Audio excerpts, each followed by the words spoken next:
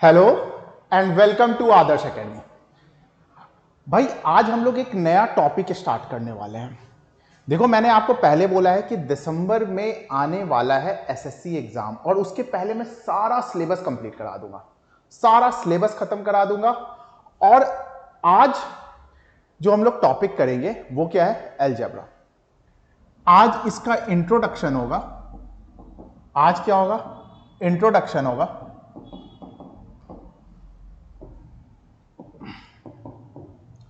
और एक के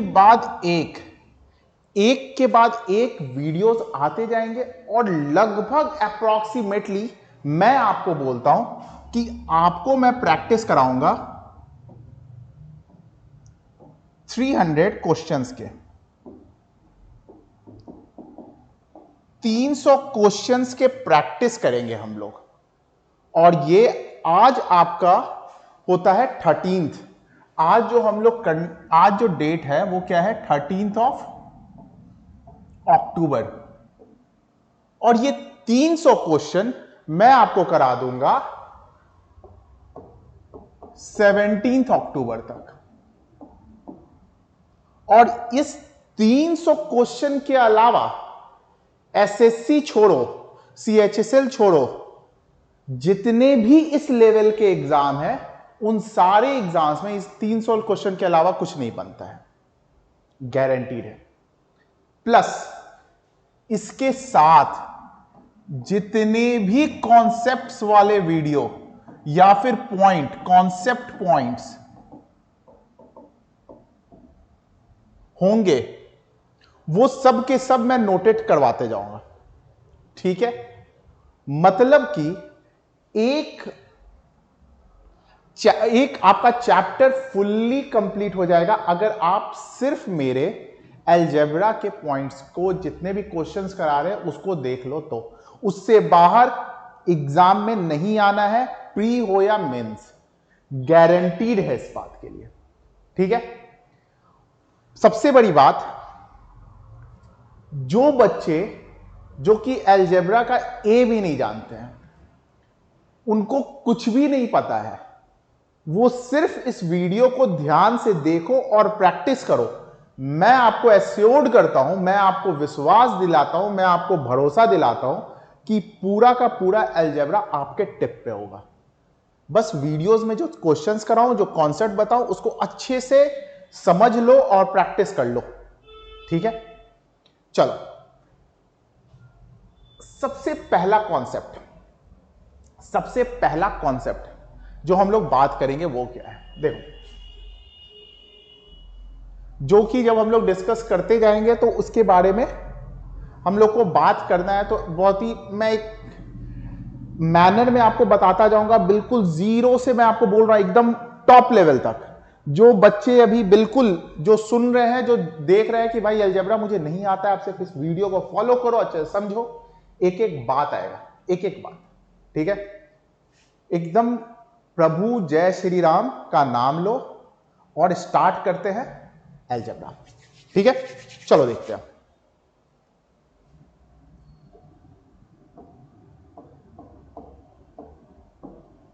मान लो ये लिखा हुआ है 2x + 7। ठीक है? 2x + 7 लिखा हुआ है। तो देखो ये क्या है? साइन है। ये क्या है? साइन है। तो इसके बगल में ये और ये जो लिखा हुआ है, इसको हम लोग क्या बोलते हैं? इसको बोलते हैं टर्म। समझ गए? जो नंबर्स लिखे हुए हैं, जैसे 2x एक अलग टर्म है, 7 एक अलग टर्म है। ठीक है? अब देखो जैसे लिखा हुआ है 2x, जितने भी नंबर लिखे हुए होते हैं, जैसे 1 2 3, जितने भी नंबर लिखे होते हैं उसको बोलते हैं हम लोग कांस्टेंट। इसको क्या बोलते हैं? कांस्टेंट। जितने भी अल्फाबेट्स होते हैं, A B C X Y Z M N, इसको बोलते हैं वेरिएबल। इसको क्या बोलते हैं? वेरिएबल। एकदम जीरो लेवल से चल रहे हैं, मैं ये मान के चल रहा हूं कि आपको कुछ नहीं आता है, मैं ये मान के चलता हूं कि आपको कुछ नहीं आता है, और फिर देखो आपको सब कुछ आ जाएगा। ठीक है, इसको क्या बोलेंगे? वेरिएबल। क्यों बोलते हैं वेरिएबल? तो देखो, ए को अगर आप मान लो 1 तो ए का वैल्यू 1 है, ए को मान लो 2 तो 2 है, मान लो 3 तो 3 है, तो इसका वैल्यू क्या हो रहा है? चेंज हो रहा है, तो हम लोग इसको बोलते हैं वेरिएबल। 1 को आप 2 नहीं मान सकते हो, 2 को आप 3 नहीं मान सकते हो, तो 1 1 ही रहेगा और 2 2 ही रहेगा, तो भाई उसका वैल्यू फिक्स्ड है, तो वो क्या है? कांस्टेंट। यहां पे टर्म का मतलब समझ में आ गया होगा। ठीक है, अच्छा आगे देखते हैं। देखो 2x, ध्यान से समझना, इस वेरिएबल को छोड़ दो, ये जो 2 है, इस 2 को हम लोग बोलते हैं कोएफिशिएंट। क्या बोलते हैं 2 को? कोएफिशिएंट। याद रखना है, ये 2x का 2 क्या है? कोएफिशिएंट है, इसको कांस्टेंट भी बोल सकते हो, और ये क्या है? वेरिएबल है। ये एक टर्म का अगर आपसे पूछे कोएफिशिएंट क्या है तो 2 है। जैसे -5x + y, तो x का कोएफिशिएंट क्या हो गया? -5, और y का कोएफिशिएंट क्या हो गया? 1। कुछ नहीं है इसका मतलब 1 रहा होगा, कुछ नहीं है इसका मतलब क्या रहा होगा? 1 रहा होगा। तो अभी तक आप क्या क्या, इस स्लाइड में देखो आपने क्या क्या सीख लिया। आपने सीखा टर्म, आपने सीखा कांस्टेंट, आपने सीखा वेरिएबल, आपने सीखा कोएफिशिएंट। बहुत ही छोटी छोटी बात है जो कि आप अभी तक समझ चुके हैं। उम्मीद है यहां तक बिल्कुल क्लियर होगा। चलो आते हैं नेक्स्ट स्लाइड में। नेक्स्ट स्लाइड में आते हैं। अब देखो, टर्म आप सीख चुके हो। टर्म अगर एक रहे तो ऐसे एक्सप्रेशन को हम लोग बोलते हैं मोनोमियल। टर्म अगर एक रहे तो ऐसे एक्सप्रेशन को बोलते हैं मोनोमियल। जैसे कि एग्जाम्पल हो गया 3x, या फिर कोई भी एक नंबर ले लो z²। ये देखो सारे एक टर्म वाले हैं, तो इसको क्या बोलते हैं? मोनोमियल। टर्म अगर दो रहे, टर्म अगर दो रहे तो इसको बोलते हैं बायोनोमियल। टर्म अगर दो रहे तो इसको बोलते हैं बायोनोमियल। जैसे कि 3x + y, या फिर y + 7, या फिर z + 8, कुछ भी, लेकिन टर्म कितने होने चाहिए? 2 होने चाहिए। ठीक है, टर्म अगर 3 रहेंगे, टर्म अगर 3 रहेंगे तो इसे बोलते हैं ट्रायोनोमियल। इसे बोलते हैं ट्रायोनोमियल। जैसे कि x + y + z, या फिर 3 + 2x + 7y। देखो इस सम में क्या है? 3 टर्म है। ये सारे के सारे क्या है? एग्जाम्पल्स है। 3 टर्म है, तो इसे क्या बोलेंगे? और टर्म अगर 3 से ज्यादा हो तो इसे हम लोग बोलते हैं पॉलिनोमियल। टर्म अगर 3 से ज्यादा हो तो इसे हम लोग क्या बोलेंगे? पॉलिनोमियल। बड़ा ही सिंपल सरल भाषा में सारे कुछ मैंने लिखवा दिए हैं, इनको सबको नोट कर लो। ठीक है, इन सबको नोट कर लो। उम्मीद है आपने नोट कर लिया होगा। अब आगे बढ़ते हैं। देखो, समझना बात को, 2x square plus 4x plus 4y plus 7z cube, 7 cube, इसका पावर कितना है? क्यूब है। अब देखो y का पावर 1 है, x का पावर 2 है और z का पावर 3 है। तो जो सबसे हाईएस्ट पावर है, जो सबसे हाईएस्ट पावर है उसको हम लोग बोलते हैं डिग्री। डिग्री क्या होता है? Highest power. डिग्री क्या होता है? Highest power. अब जरा इससे क्या क्या नाम है वो समझ लो। अगर डिग्री 1 हो, आपसे बोला जाए कि भाई डिग्री 1 का मतलब क्या है? मतलब यह होता है कि उस पॉलिनोमियल का हाईएस्ट पावर 1 है। ठीक है, अगर डिग्री 1 है तो इसे हम लोग बोलेंगे लीनियर इक्वेशन। अगर डिग्री 1 है तो क्या बोलेंगे? Linear expression.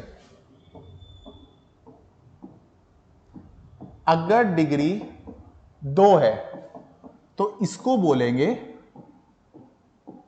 Quadratic equation. अगर डिग्री 3 है तो इसे बोलेंगे क्यूबिक इक्वेशन।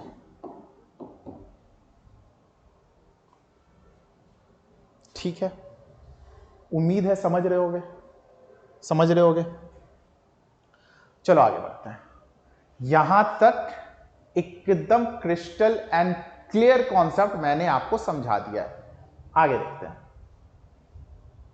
अच्छा देखो, कोई भी एक इक्वेशन है, मान लेते हैं कि इक्वेशन है आपका x plus y equal to 5। क्या है? x प्लस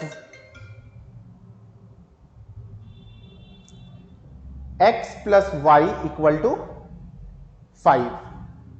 क्या है आपका? x plus y equal to 5। तो देखो, अगर मैं इसका ग्राफ ड्रॉ करूं, इसका ग्राफ ड्रॉ करूं तो किस तरीके से ग्राफ ड्रॉ करते हैं वो समझो। इससे क्या कॉन्सेप्ट आपका क्लियर होगा वो भी मैं आपको समझाऊंगा। पहले ध्यान से सुनते चलो, समझते चलो। ठीक है, इसका अगर मैं ग्राफ ड्रॉ करूं तो क्या हो जाएगा भाई? पहले हम लोग कुछ ऐसा डब्बा सा बना लेते हैं।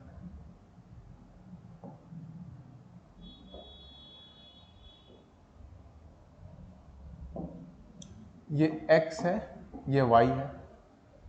देखो यहां से क्या हमें समझ में आया कि भाई x इक्वल टू क्या हो गया? 5 माइनस वाई। इस वाले इक्वेशन को इस तरीके से लिख सकते हैं। तो y का वैल्यू अगर 1 लिया तो x हो गया 4, 2 लिया तो हो गया 3 और 3 लिया तो हो गया 2। कैसे भाई? 1 लिया तो 5 में से 1 गया 4, 2 लिया तो 3, 3 लिया तो 2। ये बात समझ जाना चाहिए आपको। चलो आगे बढ़ते हैं। आगे देखते हैं तो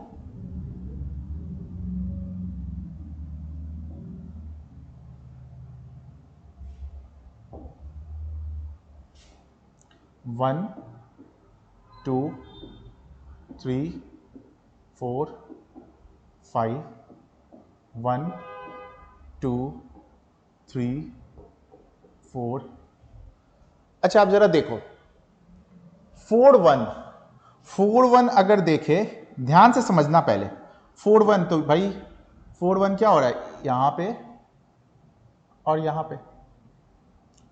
अगर दूसरा क्या है? 3 2 तो 3 और 2। दूसरा क्या है फिर 2 और 3। तो यहां से जब देखोगे, यहां से जब देखोगे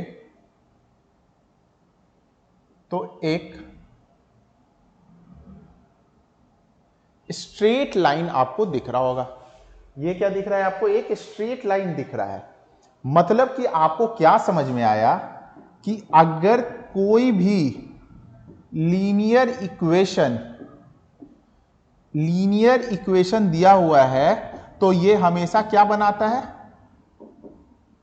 एक स्ट्रेट लाइन बनाता है। समझ रहे हो बात को? कोई भी एक लीनियर इक्वेशन, क्या होता है लीनियर इक्वेशन? जिसका पावर नहीं, जिसका डिग्री 1 हो, हाईएस्ट पावर 1 हो। समझ रहे हो बात को?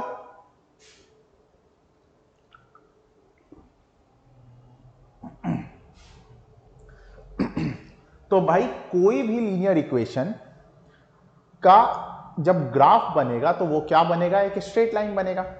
ठीक है, अगर स्ट्रेट लाइन बनेगा तो अगर दो लीनियर इक्वेशन हो, दो लीनियर इक्वेशन हो,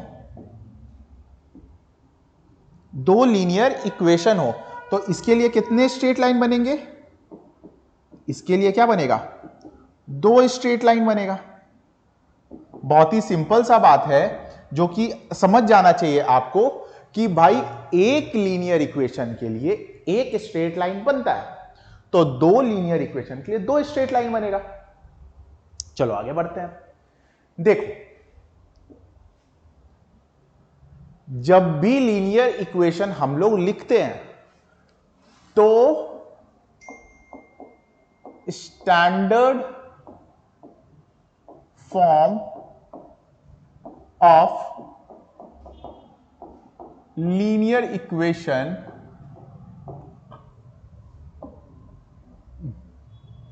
जो होता है वो क्या होता है? a1x plus b1y plus c1 equal to 0।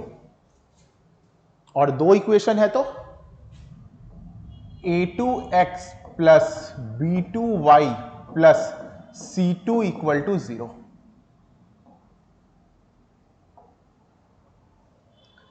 ये मैंने स्टैंडर्ड फॉर्म किसका बताया है? दो लीनियर इक्वेशन का बता दिया है। चलो जरा अब अपना दिमाग खुद से लगाते हैं। हम लोग को अपना दिमाग खुद से ही लगाना चाहिए और लगाते हैं। दो लाइन है, दो लाइन है, उस दो लाइन के साथ क्या क्या हो सकता है? पहला चीज यह है कि वो दोनों लाइन क्या करे? एक दूसरे को कट करे। दूसरा चीज हो सकता है कि वो दोनों लाइन एक दूसरे के ऊपर, वो दोनों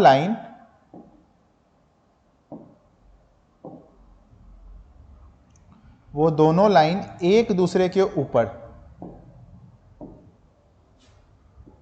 लाई कर जाए।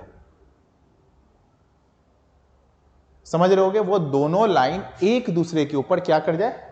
लाई कर जाए। या फिर क्या हो सकता है? एक और चीज क्या हो सकता है कि वो दोनों लाइन क्या हो जाए?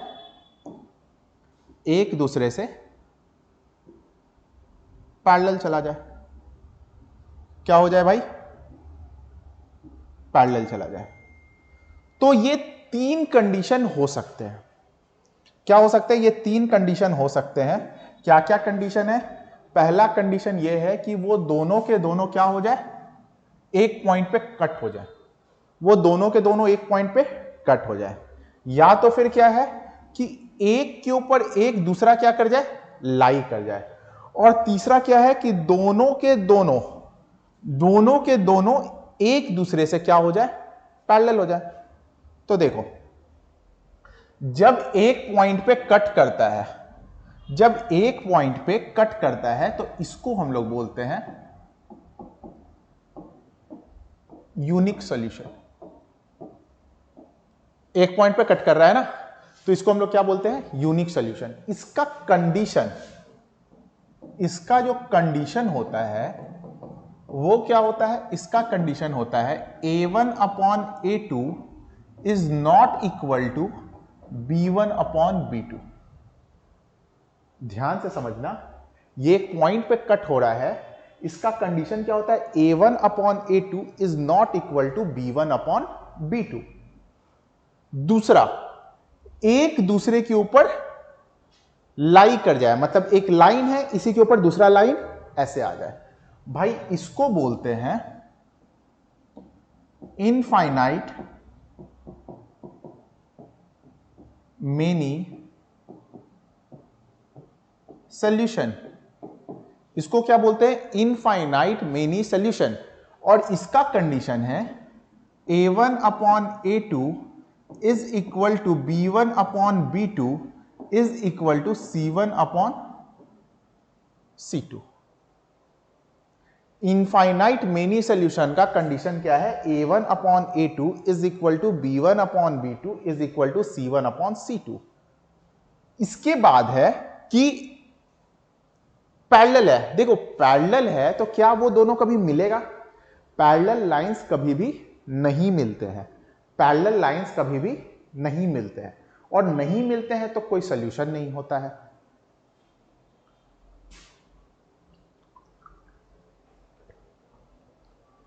पैरेलल लाइंस कभी भी नहीं मिलते हैं, और नहीं मिलते हैं तो उनका कोई सॉल्यूशन नहीं होता है। तो ऐसे को हम लोग बोलते हैं नो सॉल्यूशन। और ये होता है A1 upon A2 is equal to B1 upon B2 is not equal to C1 upon C2। फटाफट से ये कंडीशन को नोट कर लो, इस कंडीशन को नोट कर लो, काफी इंपॉर्टेंट कॉन्सेप्ट है। ठीक है, मैंने आपको वीडियो स्टार्ट होने के पहले ये वादा किया था कि मैं आपको 300 क्वेश्चन कराऊंगा, साथ में कॉन्सेप्ट, ये भी सिर्फ कॉन्सेप्ट चल रहा है। क्वेश्चन आएंगे उसे भी हम लोग सॉल्व करेंगे, और उसके बाहर से क्वेश्चन नहीं आएगा। मतलब आप अलजेब्रा से बिल्कुल निश्चिंत हो जाना। ठीक है, तो चलो आपने नोट कर लिया होगा, आगे बढ़ते हैं, आगे बढ़ते हैं। अच्छा, यहां तक हमने कर लिया है। देखो हमारे पास अगर दो इक्वेशन दिया रहे, क्या दिया रहे, दो इक्वेशन, x प्लस 2y इज इक्वल टू 5 और x 2x minus y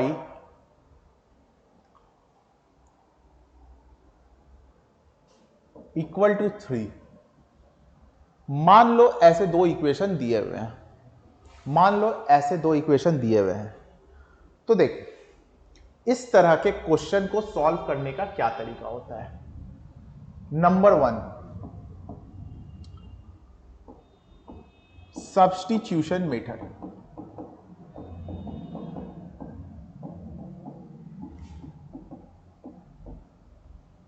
number 2, elimination method.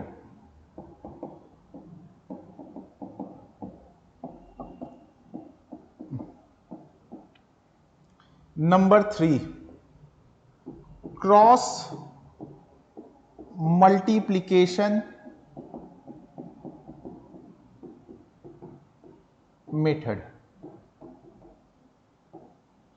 और नंबर 4, ग्राफ मेथड। क्योंकि आप लोग कॉम्पिटिटिव लेवल का एग्जाम दे रहे हो जहां पे टाइम का बहुत वैल्यू है, तो इसको और इसको हटा दो, इन दोनों मेथड से आप सॉल्व नहीं करोगे। जो मैं गाइड कर रहा हूं उस हिसाब से चलो, क्वेश्चन सारे के सारे सॉल्व होंगे और विद इन टाइम होंगे, गारंटीड है। तो आप इन दोनों मेथड को हटा दो, और ना ही मैं बताने वाला हूं, ठीक है, ना ही मैं बताने वाला हूं वैसा चीज जिससे कि आपका टाइम वेस्ट हो। आप अभी सिर्फ सब्स्टिट्यूशन और एलिमिनेशन मेथड पे फोकस करो। देखो सबसे पहले मैं बता रहा हूं सब्स्टिट्यूशन मेथड। सब्स्टिट्यूशन मेथड बता रहा हूं, ध्यान से समझना। इस इक्वेशन को मान लो 1 और इस इक्वेशन को मान लो 2। अब देखो x प्लस 2y इक्वल टू 5 है, तो यहां से x इक्वल टू क्या लिख सकते हैं, 5 माइनस 2y।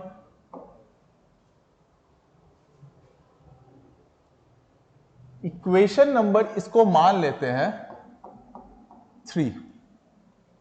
अब इस वाले वैल्यू को इस वाले इक्वेशन में देखो, मेरी बात ध्यान से सुनो। कुछ लोग से गलती क्या होता है कि वो 1 से वैल्यू निकालेंगे और 1 में ही पुट कर देंगे। ये काम मत करना, 1 से वैल्यू निकाल के 1 में ही मत पुट करना। अब जैसे 1 से निकाला है वैल्यू तो इक्वेशन नंबर 2 में पुट करना।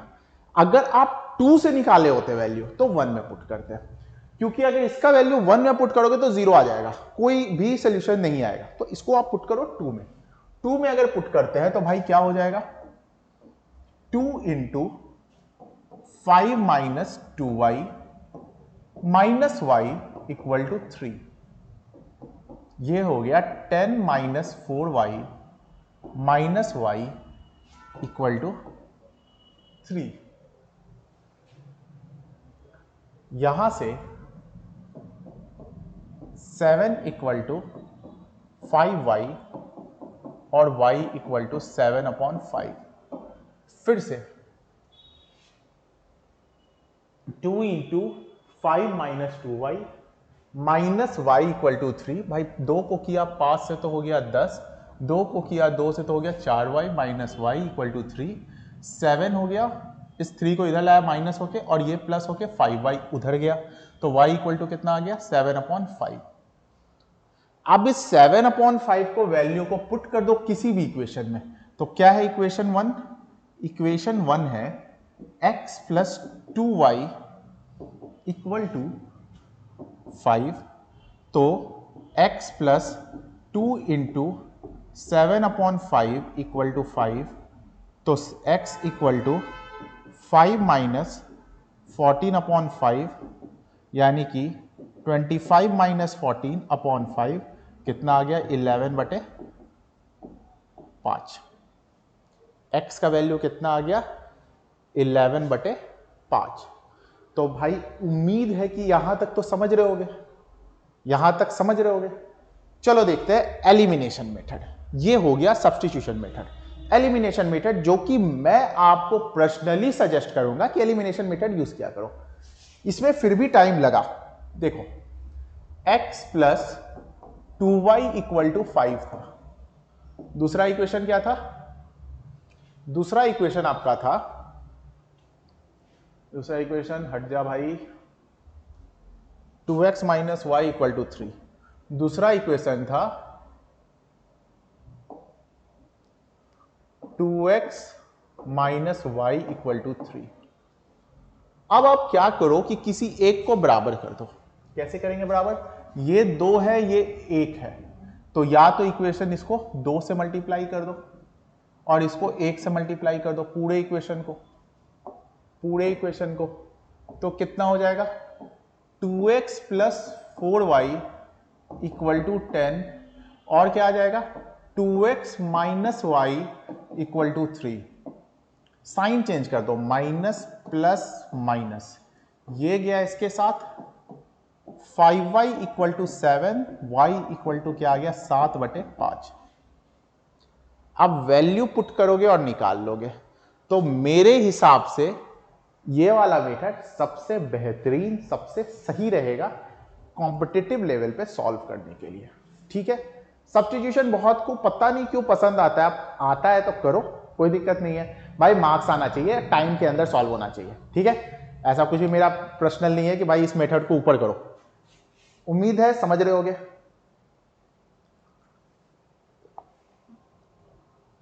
चलो आगे बढ़ते हैं, देखो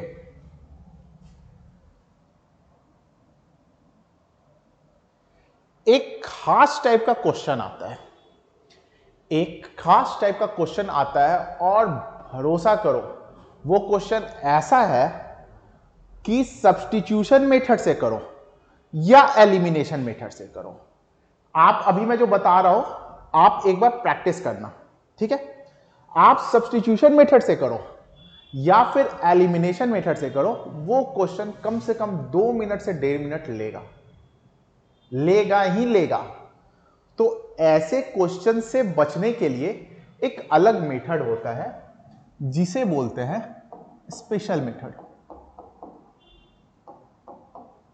भाई स्पेशल तरीका का क्वेश्चन है तो स्पेशल तरीका का मेथड भी होना चाहिए। क्या है, क्वेश्चन किस तरीके का है और उसका सॉल्यूशन किस तरीके का है, चलो डिस्कस करते हैं। ठीक है, चलो देखते हैं। 89x plus 73y equal to 89x plus 73y equal to, अगर इसका देखें तो देखो ये कितना हो गया,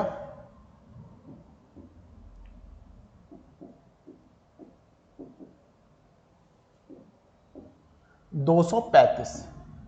अगर क्वेश्चन है 89x plus 73y is equal to कितना है, 235, और साथ में है 73x plus 89y, 73x plus 89y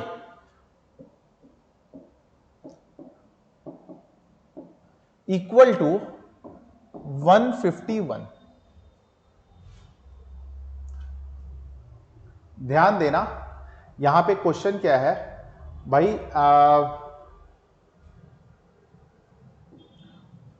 इसको कर लो 251। अब इस तरीके का क्वेश्चन आता है, इस तरीके का क्वेश्चन आ जाता है, और ट्रस्ट करो, भरोसा करो कि भाई आप सब्स्टिट्यूशन मेथड से सॉल्व करो या एलिमिनेशन मेथड से सॉल्व करो, आप एक बार करके देखो, मेरे वीडियो को पॉज करो और एक बार खुद से सॉल्व करके देखो। बहुत टाइम लगेगा, कैलकुलेशन लगेगा, बहुत एफर्ट लगेगा। इस क्वेश्चन को एफर्टलेसली कैसे सॉल्व करते हैं वो जरा देखते हैं। देखो, इसको मान लो इक्वेशन नंबर 1 और इसको मान लो इक्वेशन नंबर 2। सबसे पहले क्या करोगे, अच्छा इस बात में खासियत देखो, 89 क्या है, एक प्राइम नंबर, 73 क्या है, प्राइम नंबर। ये वाला 89 x के साथ था, अब y के साथ आ गया, ये 73 y के साथ था और ये x के साथ आ गया। तो स्पेशल कंडीशन है, सॉल्व करने के लिए स्पेशल मेथड होना चाहिए। ठीक है, स्पेशल लोगों के लिए स्पेशल ट्रीटमेंट। ठीक है, वो नहीं होते हैं, अगर मान लो शादी में शादी हो रही है और फूफा जी नखरे वाले हैं, तो उनके आगे देखोगे ना थोड़ा सा अलग से उनको किया जाता है कि आइए आइए आप बैठिए, अलग से उनको थोड़ा सा ट्रीटमेंट मिलता है। तो भाई ये फूफा जी है, ठीक है, ये क्या है, फूफा जी है। अब फूफा जी को फूफा जी वाला ट्रीटमेंट हम लोग देते हैं। अब फूफा जी वाला अगर ट्रीटमेंट देते हैं, स्पेशल मेथड हटाओ, ठीक है, इसको बोलेंगे फूफा जी मेथड। ठीक है, अब फूफा जी अगर मेथड कर रहे हैं तो देखो किस तरीके से करेंगे। सबसे पहले इक्वेशन 1 और 2 को ऐड कर दो। सबसे पहले इक्वेशन 1 और 2 को क्या कर दो, ऐड कर दो। अगर ऐड करते हैं तो क्या हो जाएगा, 2 162 162x plus 162y equal to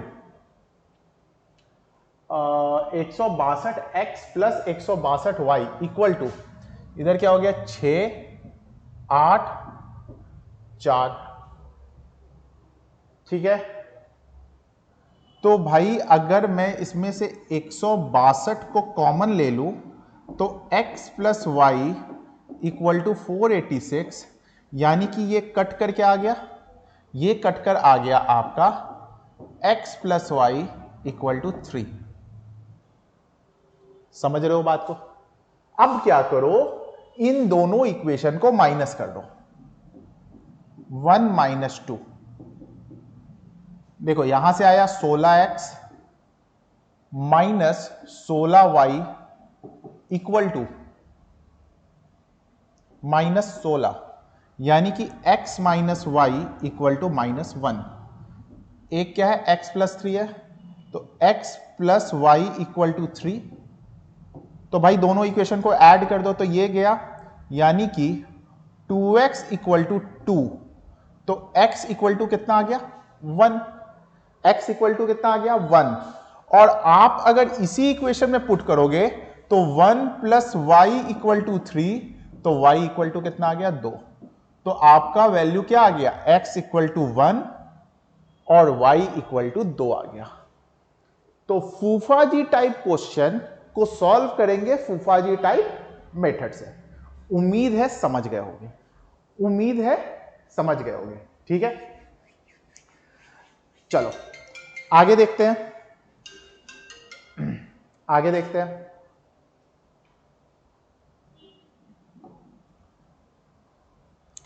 तो आपको linear equation in 2 variable solve करना आ चुका है, जो कि मैंने क्वेश्चन आपको करा दिया। अभी तक हमने क्वेश्चंस कुछ भी नहीं किया है, अभी तक जस्ट हमने बातें की हैं कॉन्सेप्ट्स के ऊपर। ठीक है, कंडीशन मैंने आपको बता दिया है, टर्म, कोएफिशिएंट, सब डिग्री, सब क्या होता है ये सब बता दिया है। यूनिक सॉल्यूशन कब आता है, नो सॉल्यूशन कब आता है, और इनफाइनाइट मेनी सॉल्यूशन कब आता है, ये भी आपको मैंने बता दिया है। तो फिर से जय श्री राम करते हुए आगे बढ़ते हैं। प्रभु का नाम लो और आगे बढ़ते हैं। भाई देखो, कुछ फॉर्मूला आपको जानना होगा, जो कि फॉर्मूला का मैं एक लिस्ट और उसके ऊपर क्वेश्चंस मैं आपको कराते जा रहा हूं। ठीक है, जैसे कि नंबर 1 फॉर्मूला क्या है, x प्लस वाई का होल स्क्वायर। ये होता है x square plus y square plus 2xy। क्या होता है, लगता है कोई याद कर रहा है आपके भाई को। तो भाई x प्लस वाई का होल स्क्वायर क्या होता है, x square plus y square plus 2xy। अच्छा, इसका मतलब कि अगर मैं बात करूं 107 का स्क्वायर, तो इसको हम लोग कैसे लिख सकते हैं भाई।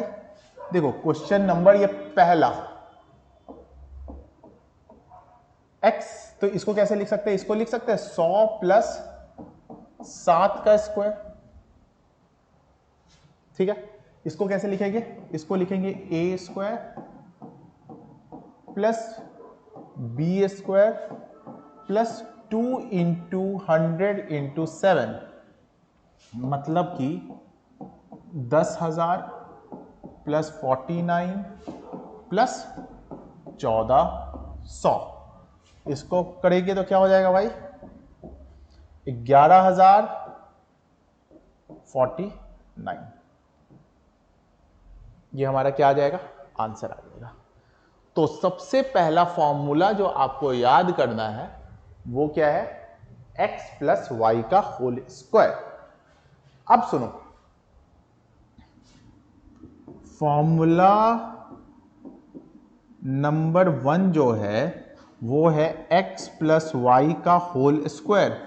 मैंने बताया x square plus y square plus 2xy। इसको एक तरीके और से लिख सकते हैं, x माइनस वाई का होल स्क्वायर और प्लस 4xy। दोनों ही इंपॉर्टेंट है, दोनों ही को नोट कर लो और दोनों को अच्छे से याद कर लो। अब इस तरीके से मैं कुछ फॉर्मूला लिखवा रहा हूं, इस तरीके से कुछ फॉर्मूला लिखवा रहा हूं, अच्छे से समझो, अच्छे से समझो।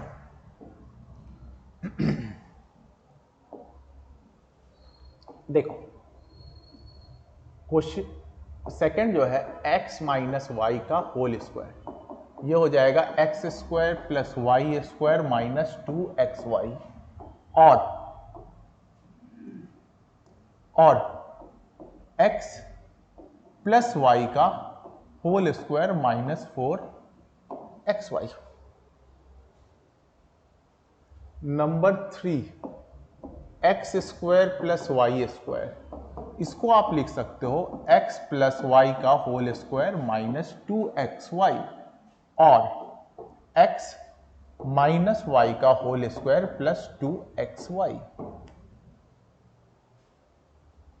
Number 4 x square minus y square, इसका हो जाएगा x प्लस वाई और x minus Y.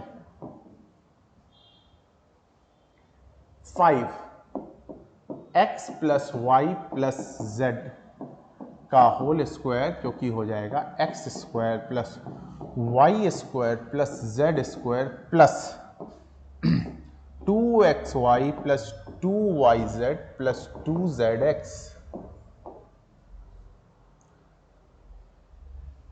Number 6 a x plus y का होल क्यूब, जो कि हो जाएगा x cube plus y cube plus 3xy और ब्रैकेट में x प्लस वाई और x cube plus y cube plus 3x square y plus 3xy square. आगे बढ़ते हैं। 7 x minus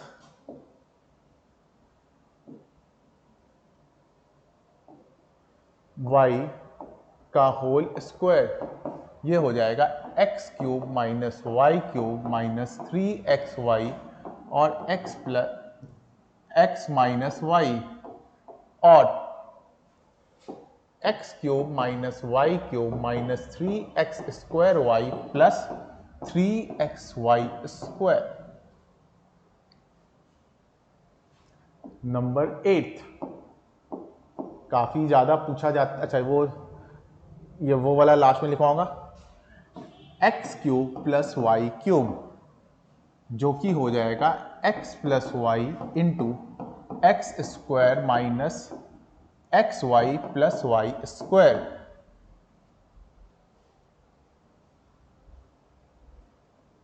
ninth x cube minus y cube equal to x minus y और x plus x square plus x y plus y square. इस formula को लिखवाने के बाद इन दोनों के बारे में डिस्कशन भी होगी, डिस्कशन भी करना है कि कैसे याद रखे। अच्छा आगे देखते हैं।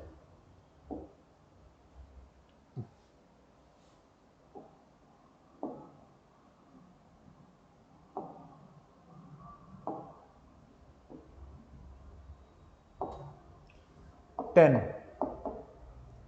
X cube plus y cube plus z cube plus 3x minus 3xyz, ये होता है x plus y plus z x square plus y square plus z square minus x y minus y z minus z x. इसमें एक condition है कि if x plus y plus z equal to 0 then x cube plus y cube plus z cube equal to 3xyz।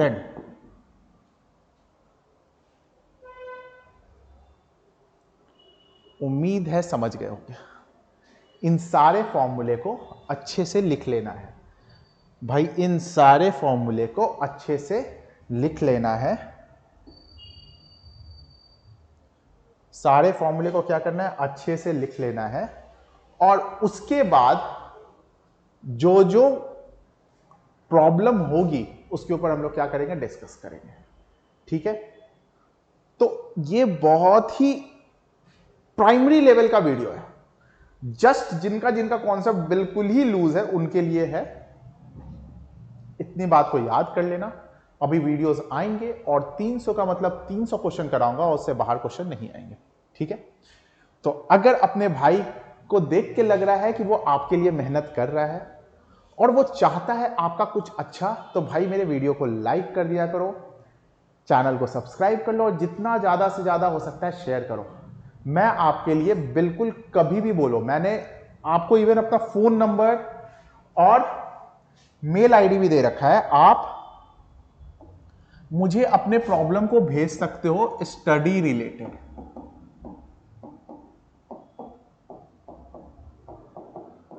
Study related problem के लिए आप इस number पे WhatsApp के थ्रू भेज सकते हो या फिर इस मेल पे मुझे अपने प्रॉब्लम को भेज सकते हो। कोई भी क्वेश्चन में प्रॉब्लम हो तो मैं आपके लिए जितना हेल्प हो सकता है मैं करूंगा, ठीक है। तो जय श्री राम बोल के मैंने स्टार्ट किया था, मैं जय श्री राम बोल के अभी लास्ट भी कर रहा हूं। बस वीडियो को लाइक कर देना भाई और चैनल को सब्सक्राइब कर देना, ठीक है। इस वीडियो के लिए इतना ही, आगे जो नेक्स्ट वीडियो आएंगे उसमें हम लोग आगे डिस्कस करेंगे, ठीक है। आज के लिए इतना ही, बाय।